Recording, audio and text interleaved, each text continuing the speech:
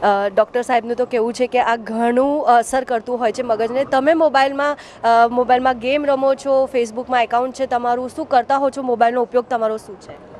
એટલે ફ્રેન્ડ્સ જોડે ઓનલાઈન રહીએ, ચેટિંગ થાય, વિડીયો કોલિંગ હોય, વિડીયોઝ જોઈએ, સોંગ સાંભળીએ. તમને ભણવા માટે ક્યારે સમય મળે છે?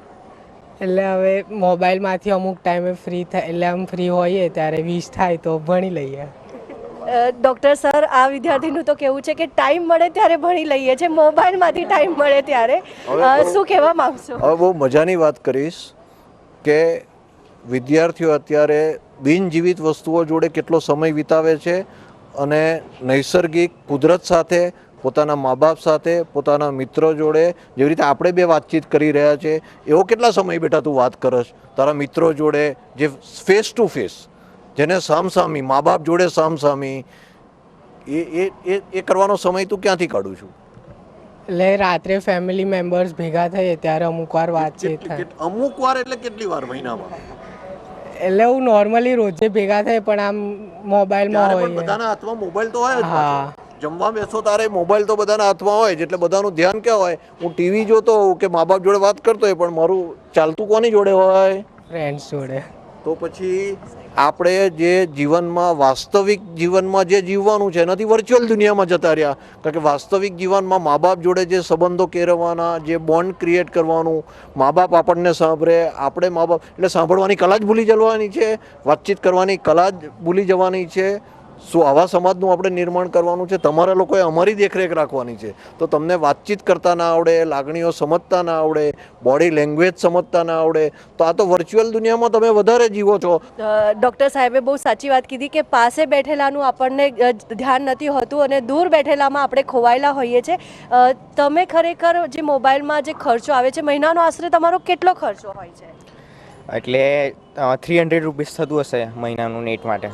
અને તમને ઘરમાંથી મહિનાના પોકેટ મની કેટલા મળે છે? એ તો હવે જેટલા જોઈએ એટલા આપી દે, એટલે આમ માગીએ ત્યારે આમ નક્કી નહીં હોતું, ફિક્સ નહીં. તો એનો મોટા ભાગનો ઉપયોગ તમારા મોબાઈલ પાછળ ખર્ચો થાય છે? હા, લેપટોપ, મોબાઈલ પાછળ જ થાય છે વધારે પડતો તો. સર, આ પણ એક અગત્યનો મુદ્દો છે કે પેરેન્ટ્સ છોકરાઓની જવાબદારી લઈ અને જે એમની ઈચ્છાઓ પૂરી કરવા માટે પૈસા આપતા હોય છે, પણ એનો ઉપયોગ મોટા ભાગે મોબાઈલ પાછળ થાય છે. તો આ પણ એક બહુ મોટું કારણ છે. આ મુદ્દા પર આપનું શું રાય છે? હવે હું સારું બોલું કે સાચું બોલું? સર, સાચું જ બોલો, જેનાથી વિદ્યાર્થીઓ જે આપણી સાથે છે એની સાથે અનેક વિદ્યાર્થીઓ જે આજે જોઈ રહ્યા છે એને સાચી જાણકારી મળે. પોતે જ મોબાઈલમાં એટલા બધા વ્યસ્ત હોય છે, પોતે જ પોતાની જીવનશૈલીમાં એટલા બધા બિઝી હોય છે, એટલે તેઓ આત્મગ્લાનિ અનુભવે છે અને પોતાના બાળકોને સમય નથી આપી શકતા, પોતાના બાળકોને સાંભળી નથી શકતા.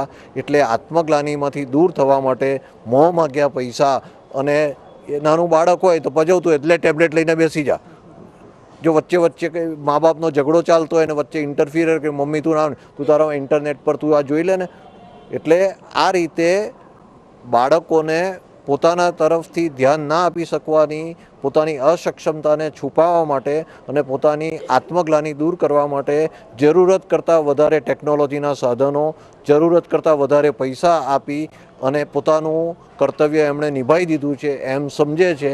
એટલે સૌથી મોટો દોષ હું અત્યારે જે સમાજ, આપણે સિવિલાઇઝ સોસાયટીએ, વાલીઓએ, તમામ પ્રકારના ક્ષેત્રના જે કેળવણીકારોએ જે ઊભો કર્યો છે એને હું દોષિત માનીશ.